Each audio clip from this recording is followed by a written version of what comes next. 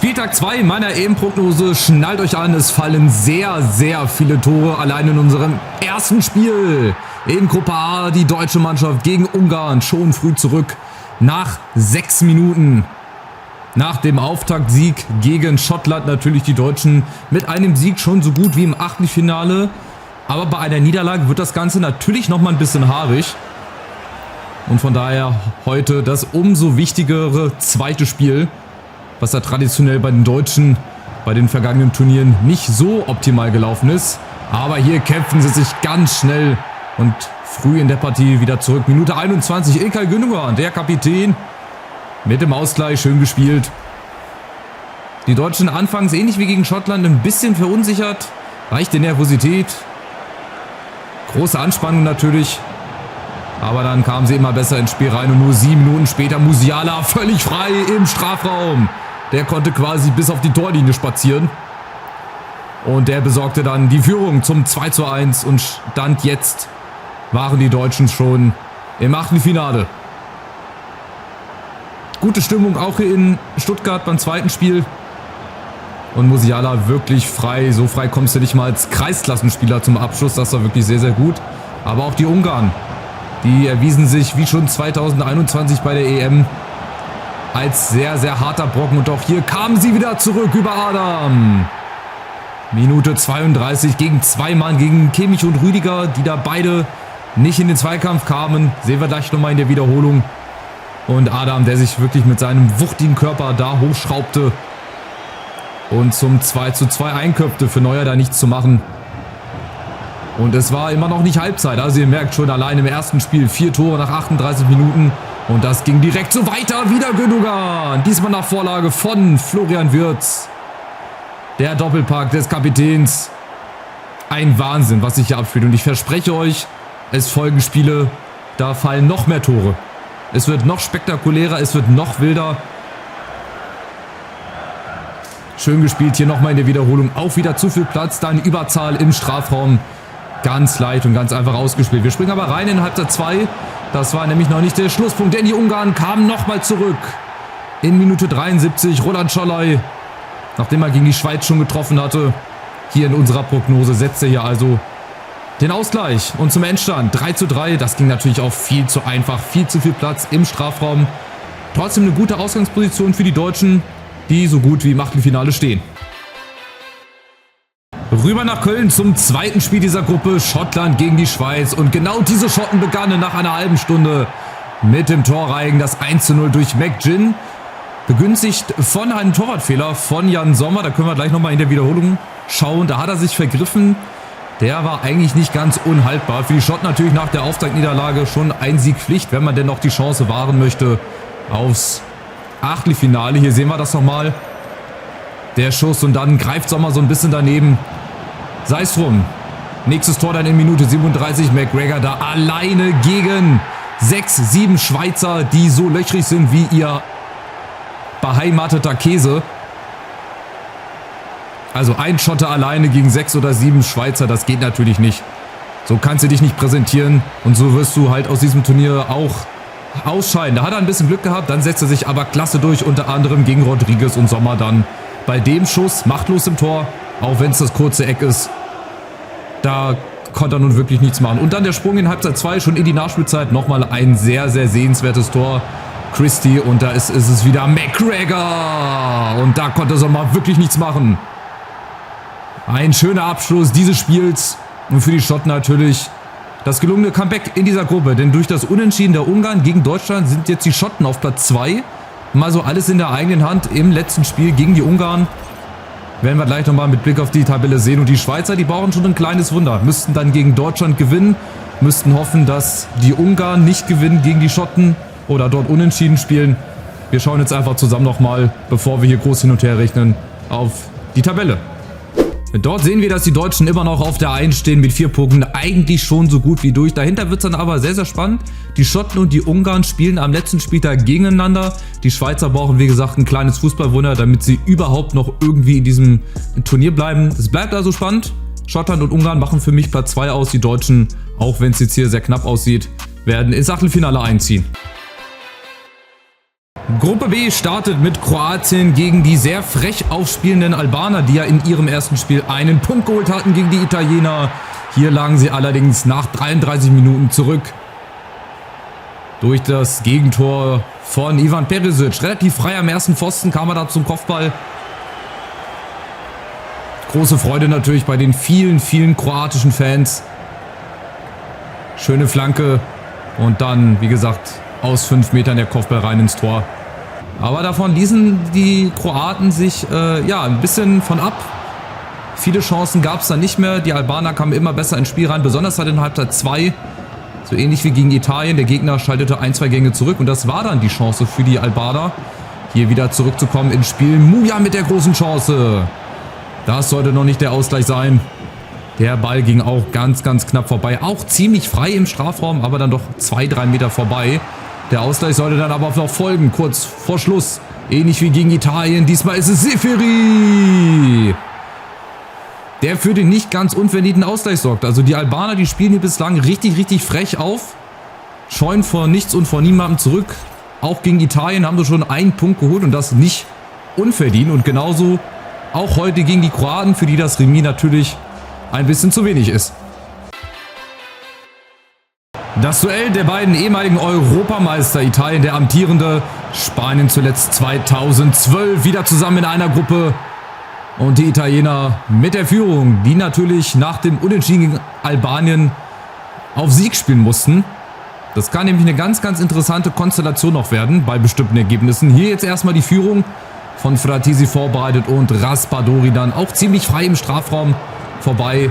Die Führung, die aber kurze Zeit später egalisiert wurde. Ferran Torres hier im Strafraum und dann ist es wieder Mr. 100%, Mr. zuverlässig. Der Kapitän Alvaro Morata gegen Kroatien schon zweifacher Torschütze. Da hat es nicht zu einem Punkt gereicht. Bislang momentan der Ausgleich. Auch hier ziemlich leicht und dann Morata von 3-4 Italienern konnte er da nicht aufgehalten werden. Dann Nachspielzeit, erste Halbzeit, wieder Morata. Gavi steckt schön durch auf Ferran Torres. Diesmal macht das alleine. Und er macht es richtig gut. Und somit die Spanier wieder zurück im Turnier. Und die Italiener mit dem Rücken zur Wand. Stand jetzt nach 2 Spielen nur einen einzigen Punkt. Da muss schon einiges passieren am letzten Spieltag.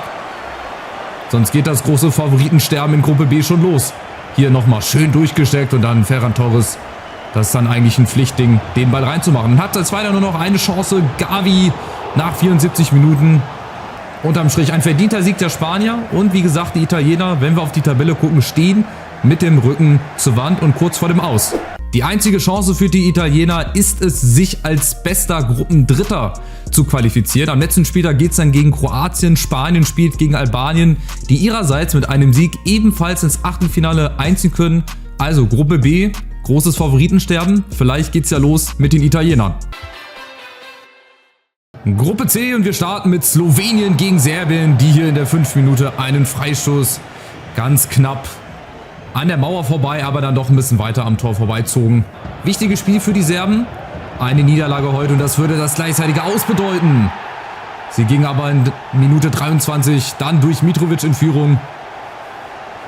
Hätten dann natürlich auch alles in der eigenen Hand. Die Slowenen spielen am letzten Spieltag gegen die Engländer, die ja zurzeit auch alles kurz und klein schlagen. Hätten dann also auch die Chance, aus eigener Kraft dann noch weiterzukommen. Aber auch die Slowenen meldeten sich dann auch irgendwann mal an. Dieser Kopfball aus 16 Metern und Vanja Milinkovic-Savic, da hat er dann auch ein bisschen mehr draus gemacht. So gefährlich war der Kopfball eigentlich gar nicht. Der wäre, glaube ich, vorbeigegangen, beziehungsweise Filip Kostic auf der Linie hätte den in alter Frankfurt-Manier einfach weggehauen. Und so kam es dann in Halbzeit 2 zur Entscheidung. Vorlage diesmal über den anderen Milinkovic-Savic auf den jungen, entwicklungsfähigen Zivkovic. Der könnte auch noch eine große Karriere vor sich haben.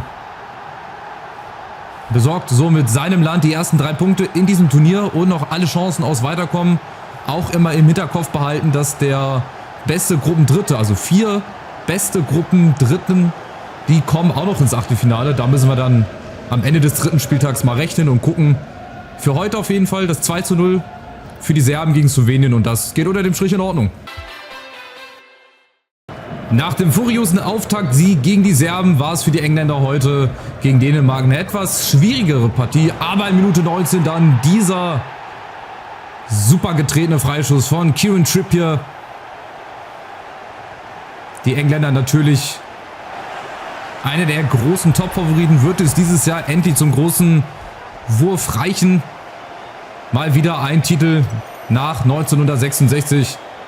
Viele Male schon probiert, viele Male dran gescheitert. Bei der letzten EM scheiterte man ja im Wembley-Stadion an den Italienern. Auch in Halbzeit 2 die Engländer hier durch Saka hoch überlegen. Die Dänen hatten dem nichts entgegenzusetzen. Der Schuss, der ging auch ziemlich knapp am Pfosten vorbei. Da wäre Schmeichel, glaube ich, nicht mehr rangekommen. Und die letzte Chance dann in Minute 69, ein Pfostenschuss von Jude Bellingham. Und am Ende dann unter dem Strich, auch wenn es nur 1:0 ausging, verdient für die Engländer, die über 90 Minuten hier alles im Griff hatten. Beim Blick auf die Tabelle sehen wir auch, dass die Engländer schon sicher durch sind, denn es zählt hier zuerst der direkte Vergleich. Den haben sie gegenüber den Serben nämlich schon gewonnen. Das heißt, die Serben können die Engländer schon mal nicht verdrängen. Sie könnten von den Slowenen am letzten Spieltag noch überholt werden, wenn die gewinnen sollten gegen die Engländer. Die Serben im Fernduell mit den Slowenen, die Dänen haben nur noch minimal Chancen auf einen der 4 besten Gruppendrittenplätze. Gruppe D mit den stark aufspielenden Österreichern gegen Polen, gegen Frankreich haben nur wenige Sekunden gefehlt zum Auftaktsieg. Und auch hier gegen Polen waren sie in der ersten Halbzeit die bessere Mannschaft. Die beste Chance hier durch Xaver Schlager und jetzt anschnallen. Halbzeit 2 wird wirklich sehr, sehr wild und furios. Beginnend in Minute 56 durch Robert Lewandowski, der Kapitän. Wahrscheinlich auch sein letztes EM-Turnier. Ob er die Weltmeisterschaft 2026 da noch mitnimmt, das wird wahrscheinlich auch an seiner Fitness liegen. Wie er seinen Körper noch mitmacht. Aber hier bei der EM erstmal das 1:0. Das gab aber den Polen überraschenderweise keine Sicherheit, sondern hat eher dann die Österreicher angestachelt. Jetzt doch endlich mal Gas zu geben. Nach einer Stunde dann der Ausgleich durch Marko Arnautovic. Die Österreicher zählen für mich neben der Türkei und auch neben der Ukraine so ein bisschen zu den Dark Horses. Die haben eine gute Truppe, einen guten Trainer mit Ralf Rangnick, der den Spielstil in Österreich auch ein bisschen angepasst hat. Und die könnten es wirklich weit schaffen, wenn alle verletzungsfrei bleiben und wenn auch ein bisschen Spielglück dazugehört. So wie in dieser Szene hier Gregoritsch. Abgefälschter Schuss und das 2:1. Innerhalb von wenigen Minuten treten die Österreicher hier das Spiel im hohen Norden in Hamburg. Die Reise für die österreichischen Fans hatte sich also auf jeden Fall gelohnt, aber das natürlich auch zu luftig, zu sorglos verteidigt und ein bisschen Spielglück gehört natürlich auch dazu. Minute 74, dann die nächste Chance, wieder Arnautovic und wieder das 3:1. Die Polen zerfielen jetzt in ihre Einzelteile. Für alle sehr, sehr verwundert, weil nach dem Lewandowski-Tor hatte man eigentlich mit ein bisschen mehr Sicherheit, ein bisschen mehr Stabilität auch in der Innenverteidigung gerechnet. Es kam doch alles anders und es wurde dann am Ende ein richtiges Debakel. Hier auch zu viel Platz und dann Arnautovic sehr treffsicher ins lange Eck. Und als dann schon eigentlich das Spiel vorbei war, machte sich nochmal Konrad Laimer auf den Weg aufs polnische Tor und nagelte den Ball mit satten 300 km/h in die Maschen zum 5:1.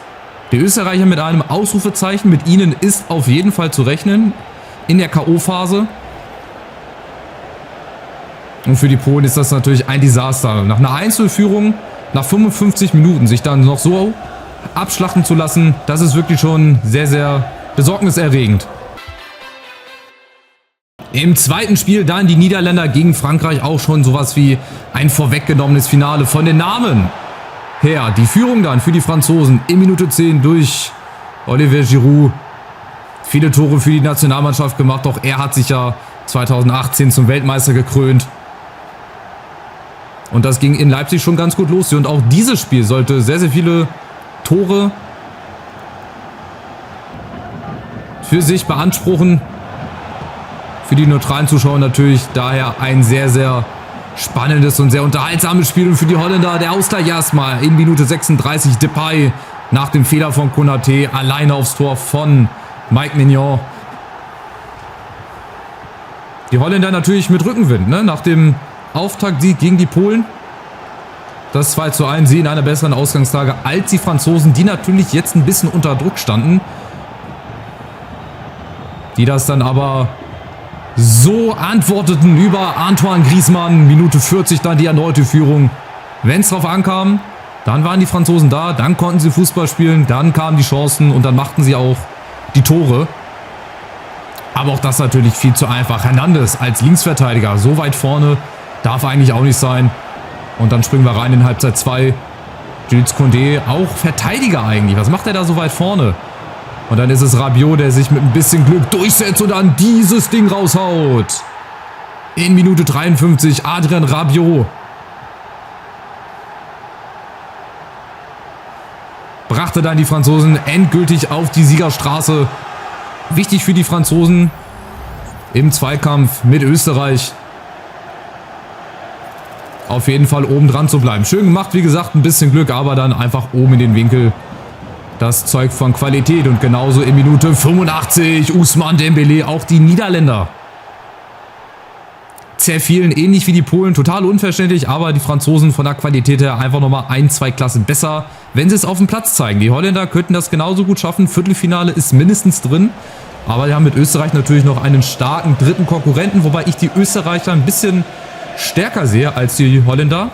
Es wird auf jeden Fall noch ein sehr, sehr spannender dritter Spieltag. Beim Blick auf die Tabelle sehen wir Österreich und Frankreich beide mit 4 Punkten auf Platz 1, die dann im Fernduell jeweils spielen um den Gruppensieg. Die Niederländer mindestens auf Platz 3, die Polen sind schon ausgeschieden aufgrund der Regelung des direkten Vergleichs. Den haben sie ja am ersten Spieltag gegen die Niederländer verloren. Somit sind die Polen also die erste Mannschaft, die offiziell aus dieser Prognose ausgeschieden ist. Gruppe E wirklich mit sehr, sehr vielen Toren. Ihr dürft ihr nicht mit den Augen blinzeln, sonst verpasst ihr hier ein Tor. Nummer 1 durch Stepanenko nach 29 Minuten. Ziemlich kuriose Flugkurve. Leider haben wir dazu keine Wiederholung vorliegen. War aber auch nicht ganz schuldlos der Keeper. Den hätte man definitiv halten können. Weiter geht's. Minute 41. Nächste Chance. Nächstes Tor. Zygankov. Die Ukrainer spielten wirklich sehr, sehr stark auf. 10 ja für mich persönlich ähnlich wie Österreich und zu den Türken, zu den Dark Horses. Die könnten es wirklich weit schaffen. Wenn sie durch die Gruppenphase durchkommen, dann ist alles möglich. Wäre den Ukrainern auf jeden Fall zu gönnen. Hier völlig frei aus 13, 14 Metern Zygankov ins lange Eck. Da war nichts zu machen. Und auch in der Nachspielzeit.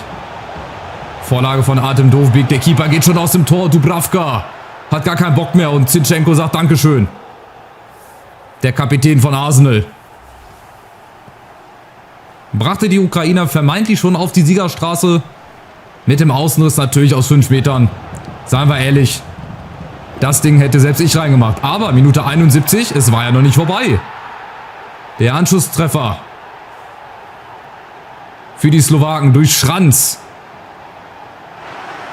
Die sich dann ein bisschen aufbäumt. Natürlich gegen das drohende Gruppenphasen aus. Schon so früh. Aber Platz 3 war ja auch theoretisch noch möglich. Einer der 4 besten Gruppendritten wird dann natürlich auch noch weiterkommen. Ist es vielleicht sogar die Slowakei, wenn sie es am letzten Spieltag noch irgendwie hinkriegen? Hier kamen sie dann nochmal rein. Minute 81, ziemlich kurios. Zum ersten, zum zweiten und zum dritten. Verkauft dann Kutschka. Das 2:3. Es entwickelte sich wirklich eine wahnsinnige Partie. Auch das zweite Spiel dieser Gruppe. Belgien gegen Rumänien. Da fehlen auch sehr, sehr viele Tore. Aber wir sind ja hier noch nicht fertig. Minute 86. Wer fehlte noch in der Torjägerliste? Natürlich der Top-Torschütze der abgelaufenen La Liga-Saison, Artem Dovbyk. Brachte dann die Ukrainer endgültig auf die Siegerstraße mit dem 4:2. Und auch schon sicher ins Achtelfinale, weil mit diesem Sieg 6 Punkte, die Slowaken und eventuell die Rumänen mit 0 Punkten, je nachdem, was sie gegen Belgien gemacht haben. Das gucken wir uns gleich nochmal an. Hier erstmal in der Wiederholung das 4:2. Und am Ende dann durfte er nochmal ran. Artem Dovbyk, der seine richtig starke Leistung aus der Liga mitnahm in die Nationalmannschaft. Davon profitiert natürlich die Ukrainer, die hier die Slowakei einmal auf links treten, 5 Tore einschenken und somit ganz entspannt ins Achtelfinale einziehen. Auch hier eigentlich wenig Gegenwehr. Und hinten Dubravka war eigentlich die ärmste Sau bei der Slowakei im Tor, die nur noch ganz minimale Chancen aufs Weiterkommen haben. Somit die Belgier also ein wenig unter Druck gesetzt von den Ukrainern. Jetzt natürlich nachziehen zu müssen und es ging los in Minute 24 durch Kevin De Bruyne. Die Belgier natürlich auch hoch favorisiert gegen die Rumänen. Alles andere als ein hoher Sieg hier in Frankfurt wäre eine Überraschung. Haben auch ein paar gute Zocker drin, sehr, sehr erfahrene Leute und vorne natürlich auch mit Lukaku unter anderem einen absolut eiskalten Torjäger. Aber die Rumänen zwischendurch meldeten sich auch mal an. Stanciu mit diesem schönen Freischusstor. In Minute 32. Die Rumänen sind also nun auch offiziell in diesem Turnier angekommen. Ihr erstes Tor. Ein sehr, sehr schöner Freistoß. Haben wir ja vorhin auch schon von Kieran Trippier gesehen. Der war nicht weniger schön über die Mauer an den Köpfen von Carrasco und De Bruyne vorbei. Aber das auch der einzige Lichtblick der Rumänen, wenn man mal ehrlich ist. Denn die Belgier dann wie eine Dampfwalze rollten sie über die Rumänen hinüber. In Person von Romelu Lukaku, der einfach da weitermachte, wo er gegen die Slowakei aufgehört hat. Mit dem Tore-Schießen natürlich. Minute 37, ganz einfach der Alleingang und dann der Schuss ins lange Eck. Da war wirklich nichts zu machen und natürlich auch hier die Belgier außer Rand und Band. Reicht es vielleicht dieses Jahr für einen Titel? Hatten wir ja schon mal angesprochen, am ersten Spieltag goldene Generation und so weiter. Schauen wir mal. Minute 64, nächstes Tor. Nach Vorlage von Carrasco, wieder Lukaku, der schießt das Tornetz fast kaputt. Dazu noch eine schöne Einlage, das gibt sogar gute Bewertungen in der B-Note. Es macht einfach Spaß, hier den Belgiern zuzugucken. Sehr eiskalt vor dem Tor bislang. 3 Tore gegen die Slowakei. 3 Tore bislang. Das 4. Tor folgte nämlich jetzt. Und zwar wieder durch Romelu Lukaku, der Hattrick. Wahnsinn, der Typ. Der spielt bislang die EM-Prognose seines Lebens. Hat Kraft, um nochmal so eine schöne Kunstanlage hier rauszuhauen. Absolut verrückt, absolut crazy.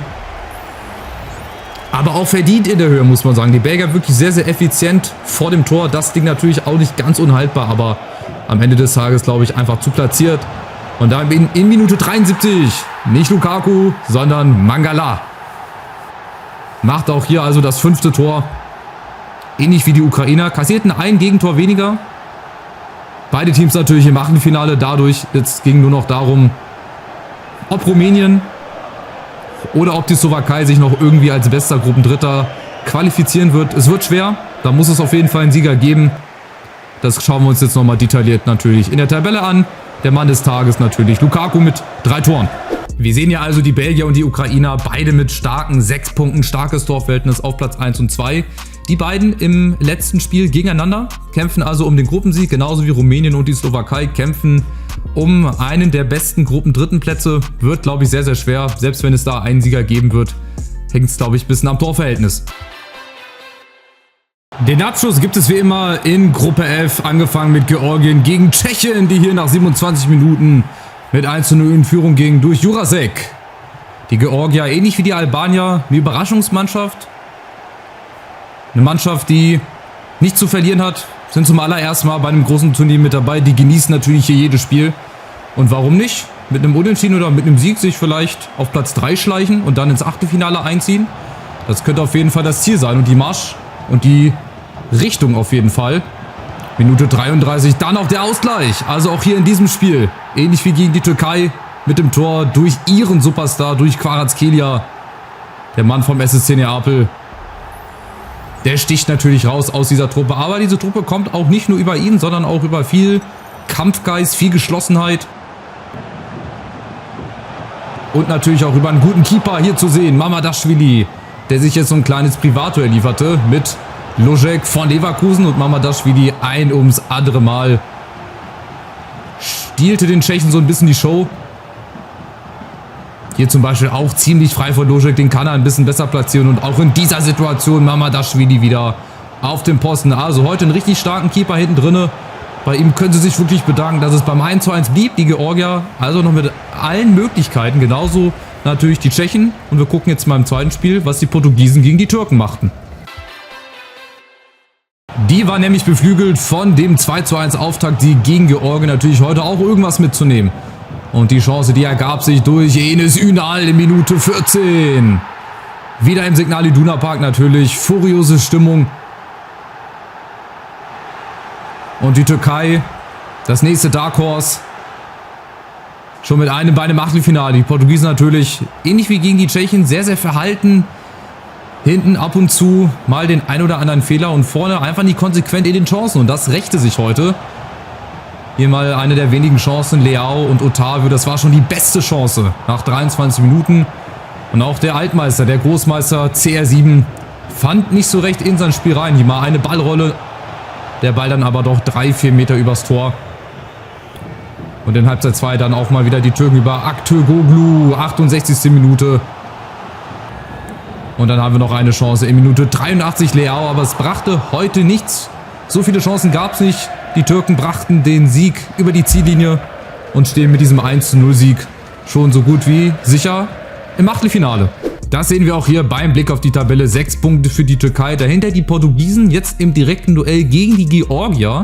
Ein bisschen unter Druck. Wenn sie nämlich verlieren sollten, werden die Georgier überraschenderweise, je nachdem, was die Tschechen machen, gegen die Türkei und wie dann das Torverhältnis aussieht im Achtelfinale. Also auch hier ist noch nicht alles entschieden. Es bleibt auch weiterhin spannend. Auch an Spieltag 3. Das war es nämlich mit dieser Prognose. Ich hoffe, wir sehen uns beim nächsten Video wieder. Dann wird spannend. Dann kennen wir auch die ganzen Achtelfinalbegegnungen und dann geht's ja erst so richtig los. Also macht's gut und danke fürs Zuschauen. Ciao, ciao.